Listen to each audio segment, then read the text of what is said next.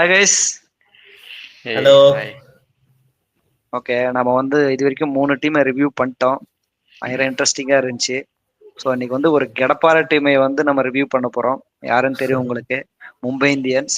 So ஆக்ஷனுக்கு முன்னாடியே அவங்களுக்கு பெரிய சக்ஸஸ் தான். ஏன்னா ஒரு 5 பிளேயரை ரீட்டைன் பண்ணுறதெல்லாம் சாதாரணமான விஷயம் இல்லை. அதே மாதிரி அந்த ஒவ்வொரு பிளேயருமே வேல்யூ என்னன்னு நமக்கு நல்லா தெரியும். ஒரு ரோஹித் சர்மாவாக இருக்கட்டும், செலக்ட் அந்த ஆக்ஷனில் ரீட்டைன் ஆனதுக்கப்புறம் திலக் வர்மாவுடைய பேட்டிங்கை பார்த்தீங்கன்னா பயங்கரமாக இருக்குது. அப்புறம் சீட் கோட் ஜஸ்பிரித் பும்ராவை பத்தி நம்ம பேசவே தேவையில்ல. ஹார்திக் பாண்டியா, சூரியகுமார் யாதவ், அப்படியே அந்த 5 பேரையுமே நம்ம ஒரு இந்தியன் டீம்ல ஆடலாம். அந்த அளவுக்கு ஒரு பயங்கரமான டீமு.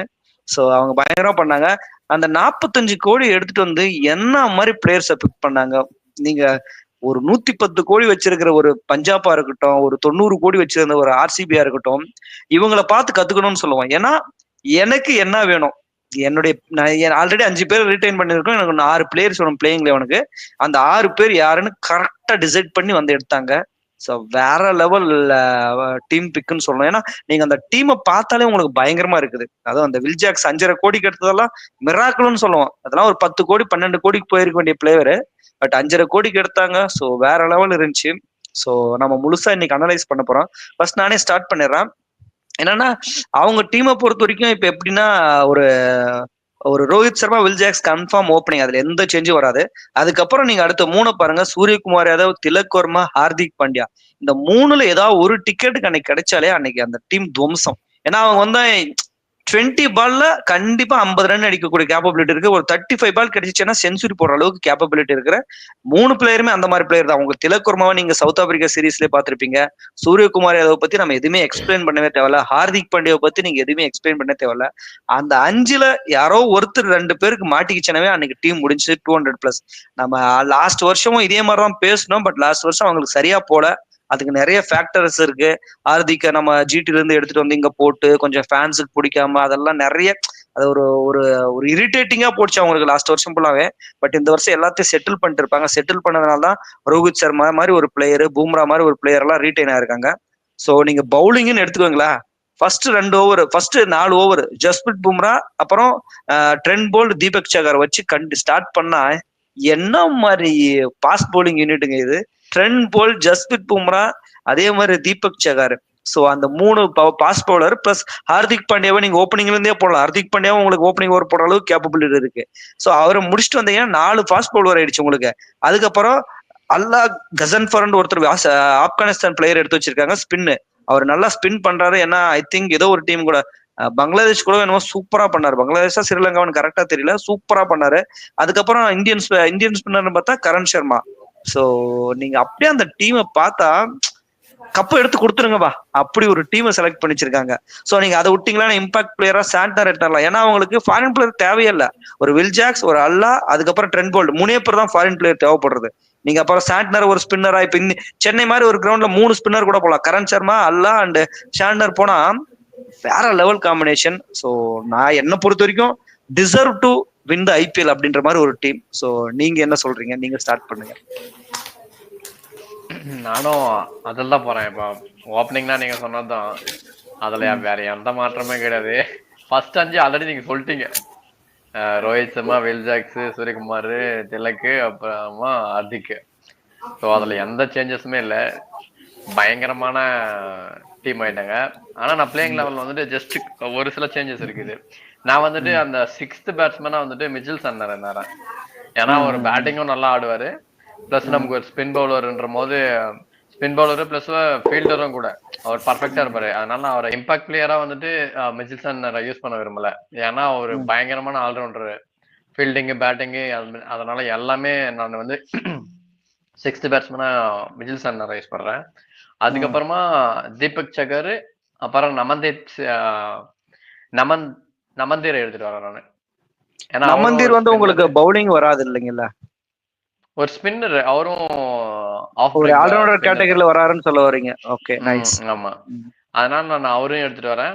பிளஸ் நான் ஃபாஸ்ட் பவுலிங்ல டோப்லி வச்சிருக்கேன். ஏன்னா நமக்கு ஆல்ரெடி பும்ரா, போல்ட்ன்ற ஒரு பயங்கரமான பவுலர்ஸ் இருக்காங்க. நான் அவங்க கூட டோப்லியும் போட்டேன்னா எந்த டீமா இருந்தாலும் நான் வின் பண்ணுவேன்டா அப்படின்ற மாதிரி. டாப்ல வந்து ஒரு நல்ல ஒரு பவுன்சி ட்ராக்ல பயங்கரமா செட் ஆகுவாரு.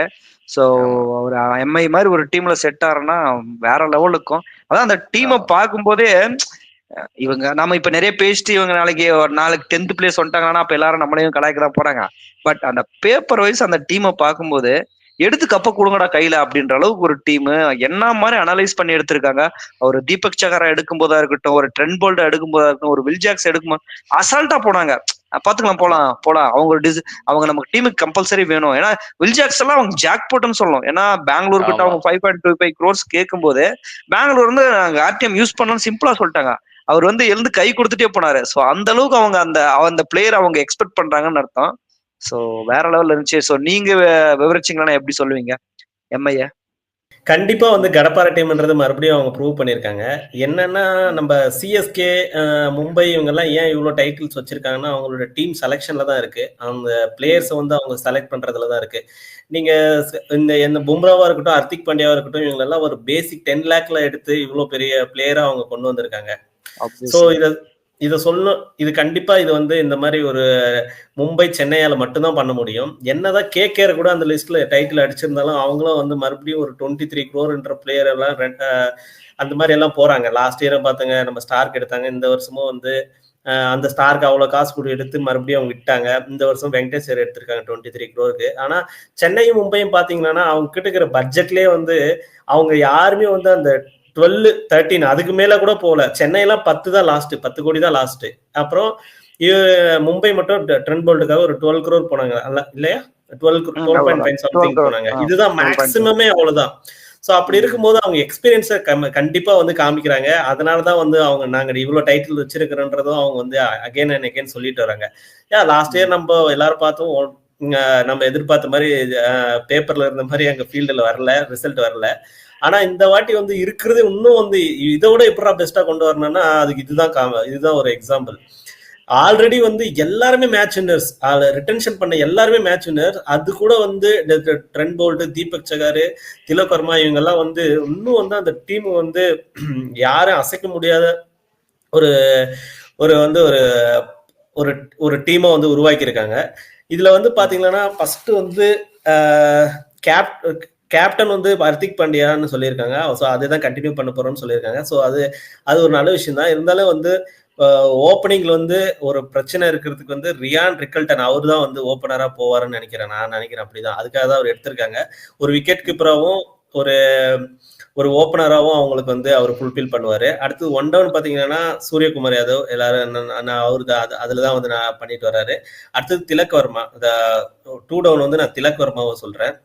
அடுத்தது வந்து 5th பிளேயரா வந்து வில்ஜாக்ஸ், 6th வந்து ஹர்திக் பாண்டியா, 7th வந்து நான் நமன்தீர் கூட போறேன். ஏன்னா அவங்க வந்து அவ்வளவு நம்பிக்கை வச்சதுனாலதான் வந்து ஆர்டிஎம் யூஸ் பண்ணி அவங்கள வந்து மறுபடியும் எடுத்தாங்க.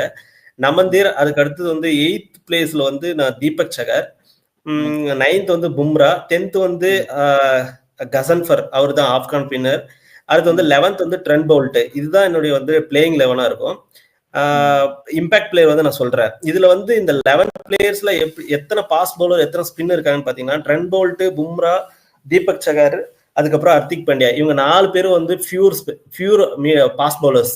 லைக் ஹர்திக் பாண்டியா ஒரு மீடியம் பாஸ்ன்னு சொல்லிட்டாலும் ஹர்திக் பாண்டியா, தீபக் சகார், பும்ரா, ட்ரெண்ட் போல்ட் வந்து கண்டிப்பா வந்து ஒருத்தவங்க வந்து நியூ பால் ஸ்பெஷலிஸ்ட், இன்னொருத்தர் வந்து டெத் ஓவர் ஸ்பெஷலிஸ்ட்.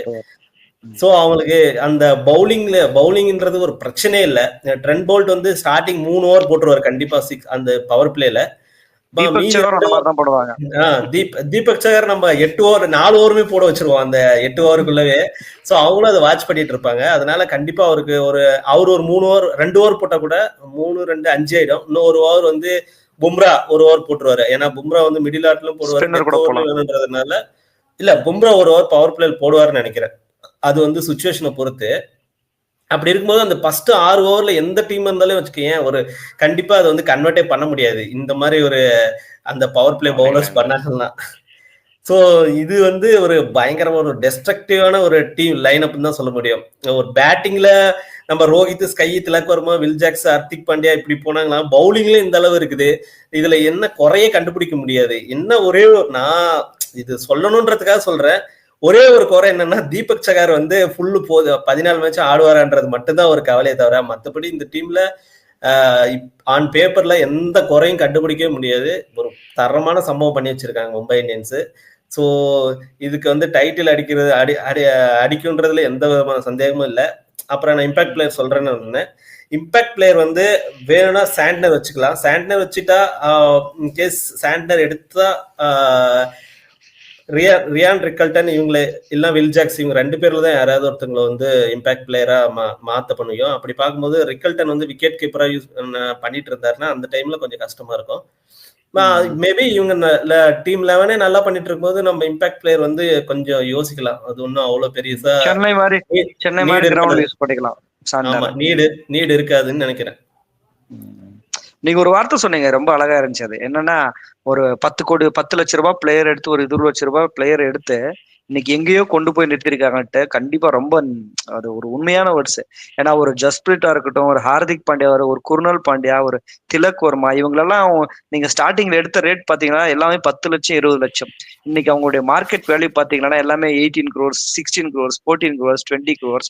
ஒரு டீமை எப்படி, ஏன் மும்பை ஏன் அவ்வளவு சக்சஸ்ஃபுல் டீம்னா நீங்க அதை பார்த்தாலே தெரியும்.